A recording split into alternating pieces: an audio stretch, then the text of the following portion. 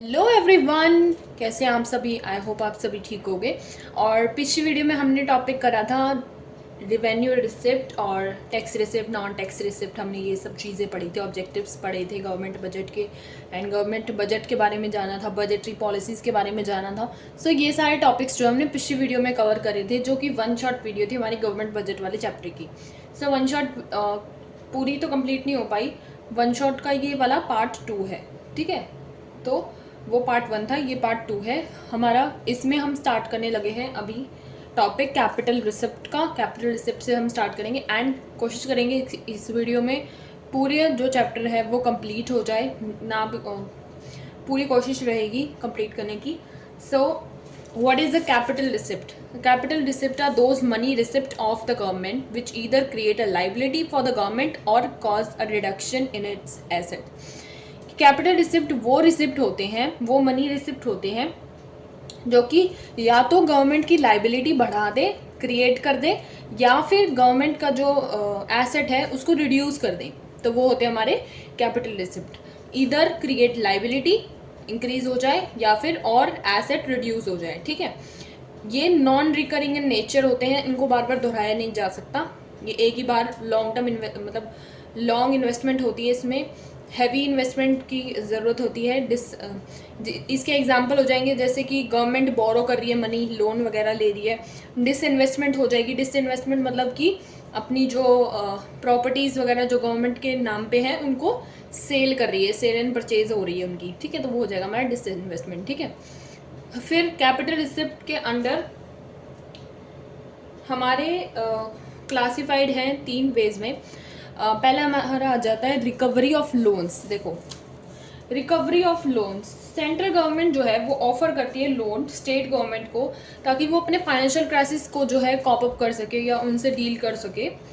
तो जो central government होती है वो स्टेट गवर्नमेंट को जो है मनी ऑफर करती है एज ए लोन, ठीक है। ये जो लोन होते हैं वो रिकवर करने के लिए होते हैं कि एसेट, ताकि जो गवर्नमेंट की है वो रिड्यूस हो सके और उनको एज एन कैपिटल रिसिप्ट के नाम से जाना जाता है। When these loans are recovered assets of the government are reduced, कि इसकी वजह से एसेट्स जो हैं गवर्नमेंट की वो रिड्यूस हो जाती हैं और जो उनकी लाइबिलिटी है वो पे ऑफ हो जाती है, उनकी लोन्स वगैरह जो है वो पे ऑफ हो जाते हैं। इसलिए इस वजह से, क्योंकि एसेट रिड्यूस होती है, तो इस वजह से रिकवरी ऑफ लोन्स जो है वो हमारा कैपिटल रिसिप्ट आता है। नेक्स्ट हमारा आ जाता है borrowing and other liabilities. Borrowing and other liabilities आ जाता है हमारा नेक्स्ट, ठीक है। तो जब लेंडिंग करते हैं उससे एसेट जो है क्रिएट होती है, राइट। बोरो करते हैं हम जब किसी लाइबिलिटी को, तो एसेट जो है वो क्रिएट होती है। बोरोइंग एक कैपिटल रिसिप्ट होता है एंड ये किस किस से बोरो करा जा सकता है। फ्रॉम दी जनरल पब्लिक से हम बोरो कर सकते हैं, नॉर्मल पीपल से। रिजर्व बैंक ऑफ इंडिया जो हमारा सेंट्रल बैंक हो जाता है उससे हम बोरो कर सकते हैं। एंड लास्ट हमारा आ जाता है रेस्ट ऑफ द वर्ल्ड, हमारा जो है आ जाता है कि मतलब और जो वर्ल्ड बच जाता है उससे हम बोरो कर सकते हैं अदर कंट्रीज वगैरह से, ठीक है। नेक्स्ट हमारा आ जाता है other receipt. So other receipt में सबसे पहला हमारा आ जाता है डिसइन्वेस्टमेंट। देखो डिसइन्वेस्टमेंट क्या होता है। Disinvestment occurs when the government sell off its shares of public sector enterprises to private sector, कि जब गवर्नमेंट के ऊपर जो है लोन इतना ज़्यादा हो जाता है कि उनको अपने एसेट्स बेचने पड़ जाते हैं उन लोन की रिकवरी करने के लिए, पे ऑफ करने के लिए। तो जब पब्लिक सेक्टर जो है गवर्नमेंट मतलब जो है हमारी, वो प्राइवेट सेक्टर को अपने जो एसेट्स हैं उनको सेल ऑफ कर देती है, ताकि उनसे पैसे हो सके, पैसे में उन्हें मिल सकते हैं और वो अपनी लाइबिलिटी या लोन्स वगैरह को जो है वो रीपे कर सके, ठीक है। सो वो हमारा हो जाता है डिसइन्वेस्टमेंट। इससे ट्रांसफर ऑफ ओनरशिप हो जाता है। देखो पब्लिक सेक्टर एंटरप्राइजेज जो है वो प्राइवेट सेक्टर एंटरप्राइजेज में कन्वर्ट हो गए ना, और जिससे प्राइवेटाइजेशन जो है वो बढ़ती है। मनी रिसीव जो भी डिसइन्वेस्टमेंट से होती है उसको कैपिटल रिसिप्ट के तौर पे ट्रीट किया जाता है और उससे एसेट जो है वो रिड्यूस हो जाती है गवर्नमेंट की, ठीक है। तो ये हमारा आ जाता है अदर रिसिप्ट में, ठीक है। कैपिटल रिसिप्ट के बाद हमारा जो नेक्स्ट टॉपिक आ जाता है that is our budget expenditure. देखो हमने बजट रिसिप्ट पढ़ा था जिसके हमने रिवेन्यू रिसिप्ट और कैपिटल रिसिप्ट पढ़ा। अब हम पढ़ने लगे हैं बजट रिसिप्ट। बजट रिसिप्ट हम पढ़ेंगे, बजट रिसिप्ट कह रही हूँ, बजट एक्सपेंडिचर। बजट एक्सपेंडिचर अब हम पढ़ेंगे। And what is basically the budget expenditure? It refers to the estimated expenditure of the government during the fiscal year. Expected जितना expenditure है गवर्नमेंट का during a fiscal year is known as a budget expenditure. ठीक है, budget receipt की इसकी opposite थी कि जितना एस्टिमेटेड रिसिप्ट है गवर्नमेंट का ड्यूरिंग अ फिस्कल ईयर, मतलब 1 अप्रैल से 31 मार्च तक का जो होता है आपका अकाउंटिंग ईयर जो होता है, वो उसके अंडर जितना भी आपका एक्सपेक्टेड एक्सपेंडिचर है, जितना भी आपका एक्सपेक्टेड रिसिप्ट है, तो वो बजट रिसिप्ट हो जाता है और ये हमारा बजट एक्सपेंडिचर हो जाता है। बजट एक्सपेंडिचर 2 टाइप के होते हैं, देखो जैसे उसमें 2 टाइप के थे वैसे इधर ये 2 टाइप के हैं। यहाँ पे हमारा आ जाता है रिवेन्यू एक्सपेंडिचर और दूसरा आ जाता है कैपिटल एक्सपेंडिचर। सबसे पहले हम जानेंगे रिवेन्यू एक्सपेंडिचर क्या होता है। Revenue expenditure refers to estimated expenditure of the government in a fiscal year which does not create asset or cause a reduction in the liability। कि रिवेन्यू एक्सपेंडिचर क्या होता है? रिवेन्यू एक्सपेंडिचर वो estimated expenditure होता है government का एक fiscal year के अंदर, जो ना तो कोई एसेट क्रिएट करे और ना ही लाइबिलिटी को रिड्यूस करे, वो होता है हमारा रिवेन्यू एक्सपेंडिचर। जैसे कि हमारा हो गया इंटरेस्ट की पेमेंट करनी है, डिफेंस पर मतलब जो आर्मर्स वगैरह होते हैं उनको परचेज करना है, डिफेंस मटेरियल्स को। ठीक है, ग्रांट्स एंड डोनेशंस हो गया, रेस्ट ऑफ द वर्ल्ड से हमने लिया है।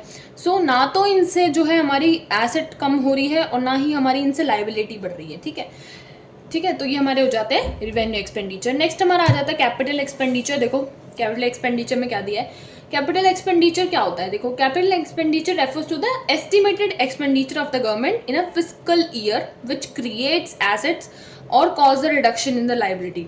इसके ऑपोजिट ये होता है, इसमें ना तो एसेट जो है क्रिएट होती है और ना ही लाइबिलिटी रिड्यूस होती है, लेकिन इसमें एसेट क्रिएट होती है और लाइबिलिटी जो है वो रिड्यूस होती है। मतलब इससे ऑपोजिट है कैपिटल एक्सपेंडिचर, या तो उसमें एसेट क्रिएट हो जाएगी या फिर लाइबिलिटी रिड्यूस हो जाएगी, तो वो हमारा हो जाता है कैपिटल एक्सपेंडिचर। सो आपको ये कुछ चीज़ें बस याद रखनी है, डिफाइन आराम से बन जाती है। एग्जाम्पल तो फिर आप बना ही लोगे जब डिफाइन पता लग जाती है। तो इसमें हमारा एग्जाम्पल क्या आ जाएगा? Expenditure on land and building. कि देखो अगर लैंड एंड बिल्डिंग पे अगर एक्सपेंडिचर करेंगे तो उससे एसेट तो बढ़ेगी, इसका मतलब एसेट जो है वो क्रिएट हो गई और लाइबिलिटी जो है वो रिड्यूस हो गई। ठीक है, नेक्स्ट मशीनरी पे एक्सपेंडिचर करें या परचेज करें शेयर्स को, तो इससे भी एसेट बढ़ रही है और लाइबिलिटी जो है वो हमारी रिड्यूस हो रही है। सो ये हमारा हो जाता है टॉपिक बजट एक्सपेंडिचर कंप्लीट। ठीक है, तो बजट एक्सपेंडिचर काफ़ी छोटा सा था, रिसिप्ट में हालांकि बहुत सी चीज़ें थी तो इसलिए उसमें लेंदी वीडियो बन गई है, कोई नहीं। नेक्स्ट हमारा टॉपिक आ जाता है बजट डेफिसिट। ठीक है, बजट डेफिसिट जो है वो इम्पॉर्टेंट टॉपिक है एंड इसके अंदर जो 3 डेफिसिट आएंगे, टाइप्स आएंगे, वो बहुत इंपॉर्टेंट है। तो ये टॉपिक बहुत मतलब इम्पॉर्टेंट है पेपर पॉइंट ऑफ व्यू से। जो इसके टाइप्स आएंगे उसमें से आपको जो है न्यूमेरिकल्स पेपर में देखने को मिलेंगे ही मिलेंगे। 4 नंबर में मिलेगा या 3 नंबर में आ जाएगा, जैसे मतलब पेपर का मार्किंग स्कीम होगा उससे अकॉर्डिंग। बट बजट डेफिसिट के अंदर से जो है क्वेश्चन आता है। इसके टाइप्स जो भी होते हैं, रिवेन्यू डेफिसिट हो गया, फिस्कल डेफिसिट हो गया, प्राइमरी डेफिसिट हो गया, तो इनमें से क्वेश्चन पुटअप होते हैं, न्यूमेरिकल्स तो ज़रूर आते हैं। ठीक है, तो पहले हम जान लेते हैं बजट डेफिसिट क्या होता है। देखो ध्यान से सुनना।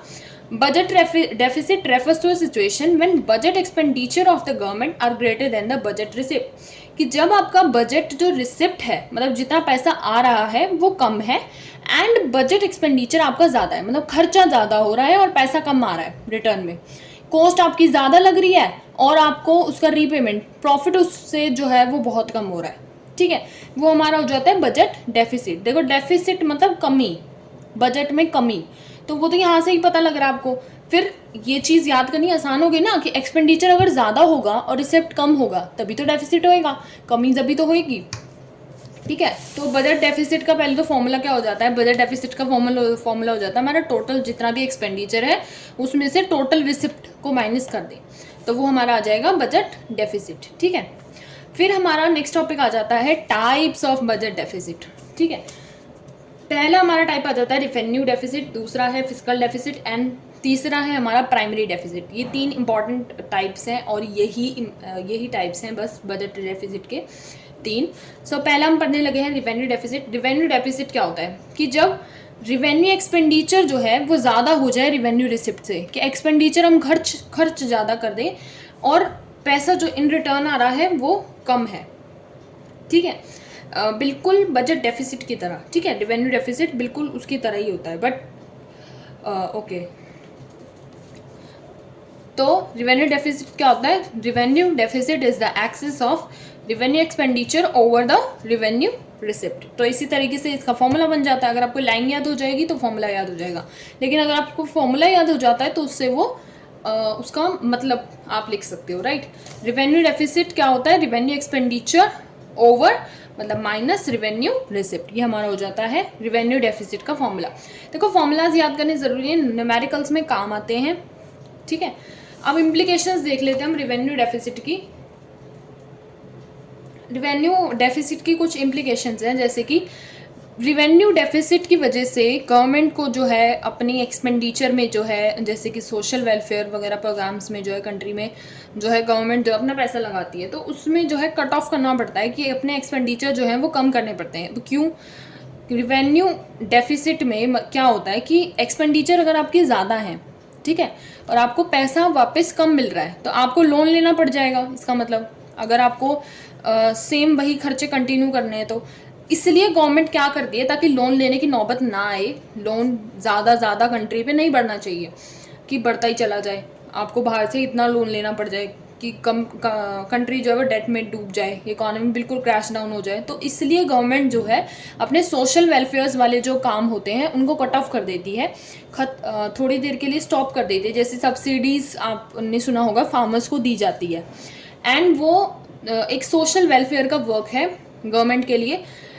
तो सब्सिडीज़ जो है इसका बेस्ट एग्जांपल है कि वो कट ऑफ कर दी जाती है जब भी ऐसा रिवेन्यू डेफिसिट वाली प्रॉब्लम जो है गवर्नमेंट फेस कर रही होती है, ठीक है। दूसरा इसका इम्प्लीकेशन आ जाता है कि government may have to raise funds through borrowings and this will rise the liability of the government and lower the creditworthiness, कि गवर्नमेंट जो है उसको फंड्स राइज करने पड़ सकते हैं क्योंकि रिवेन्यू एक्सपेंडिचर कम है, रिवेन्यू एक्सपेंडिचर ज़्यादा और रिवेन्यू रिसिप्ट कम है। तो जो आपका एक्सपेंडिचर ज़्यादा होएगा तो आपको बोरो करने की नीड ज़्यादा पड़ेगी, तो गवर्नमेंट को जो है वो फंड्स रेज करने पड़ सकते हैं, बोरो करना पड़ सकता है, उसकी जो लाइबिलिटी है वो बढ़ सकती है। क्योंकि लाइबिलिटी बढ़ना अच्छी बात नहीं होती, कंट्री को डेट में डालना is not a good thing. So उसलिए लो करने के लिए क्रेडिट वर्दीनेस को गवर्नमेंट जो है अपनी एक्सपेंडिचर्स को कट ऑफ कर देती है, एंड इससे क्रेडिट मतलब बोरोइंग जो है वो बढ़ सकती है, ठीक है। ये आपका आ जाता है दूसरा इम्प्लीकेशन। तीसरा आ जाता है government may have to compelled for disinvestment and the government ownership of public enterprise may be lost to the foreign companies. Foreign companies यहाँ पे आ जाती है हमारी MNCs वगैरह, राइट। सो गवर्नमेंट को जो है डिसइन्वेस्टमेंट करनी पड़ सकती है। डिसइन्वेस्टमेंट मैंने अभी आपको बताया था कि अपनी जो प्रॉपर्टीज़ वगैरह हैं उनको सेल ऑफ करना पड़ सकता है। तो क्योंकि देखो अगर बोरो करेगी मनी तो एसेट को बेचकर उनको पैसे वो जो है पे करने पड़ेंगे, राइट। वो अगर पैसे पे ऑफ करेंगी एसेट को बेचकर तो वो बेची किसको जाएगी? प्राइवेट इंडिविजुअल्स को। सोशल वेलफेयर का वर्क कम हो जाएगा, बिकॉज जब आएगा ही नहीं गवर्नमेंट के पास पैसा तो वो सोशल वेलफेयर का वर्क भी नहीं कर पाएगी, एंड प्राइवेट इंडिविजुअल्स जो हैं वो इतना जो है प्रॉफिट मैक्सिमाइजेशन पे फोकस करते हैं, सोशल वेलफेयर पे वो इतना फोकस नहीं करते। सो पब्लिक एंटरप्राइजेस की जो ओनरशिप है वो फॉरेन कंपनीज जैसे कि MNCs वगैरह या फिर जो प्राइवेट इंडिविजुअल्स हैं इंडिया के उनके पास आ जाएगी, ठीक है। तो ये सारी चीज़ें जो हैं वो रिवेन्यू डेफिसिट की वजह से हो सकती हैं, ये इम्प्लीकेशंस हैं, राइट। नेक्स्ट हमारा आ जाता है फिस्कल डेफिसिट, जो कि हमारा second type of budget deficit है, फिस्कल डेफिसिट। अब देखो फिस्कल डेफिसिट क्या होता है? Fiscal deficit is the excess of total expenditure over the total receipt, total expenditure minus total receipt, ठीक है। इसमें हमारा ये फॉर्मूला आ जाता है। देखो तो fiscal deficit is equals to आप बोरोविंग भी ले सकते हो, जैसे न्यूमेरिकल्स में अगर आपको बोरोविंग गिवन है सो आप यहाँ पे फिस्कल डेफिसिट जो है सीधा आपका निकल जाएगा अगर बोरोविंग गिवन है तो। लेकिन अगर नहीं गिवन है तो टोटल ऑफ एक्सपेंडिचर मतलब आपका रिवेन्यू एक्सपेंडिचर और कैपिटल एक्सपेंडिचर को प्लस करके आ जाएगा total expenditure, and total receipt आपका आ जाएगा रिवेन्यू रिसिप्ट को और कैपिटल रिसिप्ट को ऐड ऑन करके, ठीक है। आप फिर इन दोनों को जो माइनस करोगे तो आपका आ जाएगा physical deficit other than borrowing, right. देखो फिजिकल डेफिसिट की अब इम्प्लीकेशंस क्या होती हैं। देखो फिजिकल डेफिसिट की इम्प्लीकेशन जो है वो पेपर में पूछी जा सकती हैं। इसकी इम्प्लीकेशंस बिकॉज ज़्यादा होती हैं तो पेपर में इसमें से क्वेश्चन आ सकता है। सो ध्यान से सुनना। देखो पहला जो हमारा आ जाता है इम्प्लीकेशन में इन्फ्लेशनरी गैप। इन्फ्लेशनरी गैप, सो इन्फ्लेशनरी गैप में क्या होता है कि बोरोइंग अगर हम आरबीआई से करते हैं, देखो अगर आप जो है गवर्नमेंट के पास जो है रिसिप्ट कम है और एक्सपेंडिचर ज़्यादा है, खर्चे ज़्यादा हैं, तो बोरो करना पड़ेगा। अगर गवर्नमेंट जो है वो आरबीआई से बोरो करती है often link to inflationary spiral, और आरबीआई से अगर वो बोरो करती है तो उससे इन्फ्लेशनरी स्पायरल जो है वो बढ़ता है इकोनॉमी में। बोरोइंग अगर आरबीआई से करती है तो क्या होता है, देखो मनी की सप्लाई जो है वो ज़्यादा हो जाएगी, ठीक है, जर्नल प्राइस लेवल ज़्यादा हो जाएगा एंड उससे जो है इन्फ्लेशनरी स्पायरल आ जाएगा कि वही चीज़ बार बार जो है मतलब प्राइस जो है वो बढ़ जाएगा चीज़ों का, क्योंकि मनी की सप्लाई पब्लिक के पास ज़्यादा हो जाएगी और जर्नल प्राइस लेवल जो चीज़ों का है वो बढ़ जाएगा, ठीक है। नेक्स्ट हमारा आ जाता है नेशनल डेट। नेशनल डेट में क्या होता है कि फिजिकल डेफिसिट से जो है नेशनल डेट की प्रॉब्लम जो है वो हो सकती है, जैसे कि कर्जा जिसको हम कहते हैं। इससे हमारा जो जीडीपी ग्रोथ है वो रुक सकता है नेशनल डेट से, है ना। Significant percentage of national income जो है वो पास्ट डेट्स को पे करने में लग जाएगी और फिर बहुत कम इनकम जो है वो बचेगी फ्यूचर में अपने कंट्री को प्रोग्रेस में लाने के लिए, जिससे जीडीपी ग्रोथ जो है वो हमारी कम होती चली जाएगी एंड जीडीपी ग्रोथ एकदम 0 पे आ जाएगी 1 पॉइंट के बाद, अगर ऐसा ही होता रहा तो। बिकॉज जो भी पैसा जो कंट्री कमाएगी वो तो डेट को पे करने में चला जाएगा, फिर कंट्री को अपनी इकोनॉमिक ग्रोथ में तो बचेगा ही नहीं पैसा, तो जीडीपी ग्रोथ जो है वो आपकी कम हो जाएगी, राइट। नेक्स्ट हमारा आ जाता है vicious cycle of high physical deficit. Vicious cycle of high physical deficit, अगर आप कॉन्स्टेंटली हाई फिजिकल डेफिसिट होगा जिससे कि क्या होगा, जीडीपी ग्रोथ जो है वो लो ही रह जाएगी, जैसे कि मैंने नेशनल रेट में बताया लो रह जाएगी और उससे हाई फिजिकल डेफिसिट रहेगा। एंड फिजिकल डेफिसिट जो है वो अगर हमेशा हाई रहेगा तो उससे हमेशा जो है वो जीडीपी ग्रोथ जो है कम रहेगी एंड हम उस जो साइकिल से जो है हम कभी निकल ही नहीं पाएंगे। और जैसे एक डेट टाइप नहीं होता, फार्मर्स को जैसे पहले फंसाया जाता था, पैसे लोन पे दे देते थे, फिर उनसे इंटरेस्ट पे नहीं होता था तो लास्ट में वो सुसाइड कर लेते थे, तो वो वाला जो साइकिल विशियस साइकिल है उसमें जो है हम लोग फंस जाएंगे। नेक्स्ट हमारा आ जाता है क्राउडिंग आउट। क्राउडिंग आउट में क्या है कि जब हाई फिजिकल डेफिसिट होगा, मतलब गवर्नमेंट ने जो है वो बहुत ज़्यादा बोरो कर लिया इन्वेस्टमेंट एक्सपेंडिचर करने के लिए कंट्री में, सो जब ऐसा होगा तो क्राउडिंग आउट इफेक्ट होगा, क्योंकि इस सिचुएशन में जो बोरोइंग है वो गवर्नमेंट की वो हाई है, मतलब फिजिकल डेफिसिट आपका हाई है, ठीक है, जिससे जो फंड्स की अवेलेबिलिटी है वो रिड्यूस हो जाएगी। फंड्स जो आपके पास जो हैं प्राइवेट इन्वेस्टर्स के लिए वो कम हो जाएंगे, ठीक है। तो ओवरऑल इन्वेस्टमेंट से जो हमारी इकोनॉमी में जो इकोनॉमी में इन्वेस्टमेंट हो रही थी वो कम हो जाएगी, बिकॉज जीडीपी ग्रोथ ही नहीं होगी तो जो इन्वेस्टर्स होंगे वो भी इन्वेस्ट करना नहीं चाहेंगे हमारी कंट्री में, राइट। नेक्स्ट हमारा आ जाता है इरोजन ऑफ गवर्नमेंट क्रेडिटेबिलिटी। तो गवर्नमेंट क्रेडिटेबिलिटी के अंदर हमारा क्या आ जाएगा कि अगर हाई फिजिकल डेफिसिट होगा उससे हमारी जो क्रेडिटेबिलिटी जो होगी, गवर्नमेंट जो है बोरो वगैरह कर सकती है, वो जो है वो ख़राब हो जाएगी। तो डोमेस्टिक और जो इंटरनेशनल मनी मार्केट है वो हमारी कंट्री में इन्वेस्ट करना नहीं चाहेगी और क्रेडिट रेटिंग जो गवर्नमेंट की है वो बहुत कम हो जाएगी कि लोग लोन ही नहीं देंगे इतना, क्योंकि ऑलरेडी कर्ज में डूबे हुए हैं तो कौन ही लोन देना चाहेगा। And this will lead to a withdrawal of their investment, और डोमेस्टिक इकोनॉमी में जो फॉरेन इन्वेस्टमेंट हो रही थी या जो हो चुकी हैं वो भी जो है वो विड्रॉल कर लेंगे कि फर्दर जो इन्वेस्टमेंट है वो होगी नहीं एंड जीडीपी ग्रोथ उससे और भी ज़्यादा लो हो जाएगी, राइट। सो ये इम्प्लीकेशंस होंगी हमारी फिजिकल डेफिसिट की। देखो नेक्स्ट हमारा आ जाता है प्राइमरी डेफिसिट। प्राइमरी डेफिसिट क्या होता है? प्राइमरी डेफिसिट डिफरेंस होता है फिजिकल डेफिसिट और इंटरेस्ट पेमेंट के बीच में। It refers to the difference between the physical deficit and the interest payment. Physical deficit मतलब हमारा बोरोइंग हो गया, उसमें से इंटरेस्ट पेमेंट जितनी है उसको लेस करेंगे तो हमारा आ जाएगा प्राइमरी डेफिसिट। इससे इंडिकेट होता है government borrowing on the account of current year expenditure and current year receipt of the government, ठीक है। नेक्स्ट हमारा आ जाता है balanced and unbalanced budget. Balanced and unbalanced budget हमारा नेक्स्ट टॉपिक आ जाता है। So what is the balanced budget? Balanced budget refers to that budget in which government receipt जो है इक्वल हो गवर्नमेंट एक्सपेंडिचर के। बैलेंस मतलब एक बैलेंस बना के चलना, राइट? तो बैलेंस में दोनों चीज़ें इक्वल होंगी, गवर्नमेंट रिसिप्ट और गवर्नमेंट एक्सपेंडिचर दोनों इक्वल होंगी। Government receipt equals to government expenditure. Next हमारा आ जाता है unbalanced budget. Unbalanced budget is that budget in which receipt of the expenditure of the government are not equal. या तो वो ज़्यादा होंगी या फिर वो कम होंगी, कि रिसिप्ट जो है वो या तो कम आ रही होंगी या फिर ज़्यादा आ रही होंगी। जैसे कि इसके दो आ जाते हैं हमारे, सरप्लस बजट आ जाता है एक आ जाता है डेफिसिट बजट। सरप्लस बजट जो है वो इन्फ्लेशन के दौरान में जो है चाहिए पड़ता है, रिक्वायर्ड होता है, एंड जिसमें हमारी रिसिप्ट ज़्यादा होती है एंड गवर्नमेंट जो है वो हमारी मतलब गवर्नमेंट कह रही हूँ, एक्सपेंडिचर जो है वो हमारी एस्टिमेटेड एक्सपेंडिचर है वो हमारी कम होती है। एंड डेफिसिट बजट में हमारी गवर्नमेंट एक्सपेंडिचर ज़्यादा होती है और रिसिप्ट हमारी कम होती है।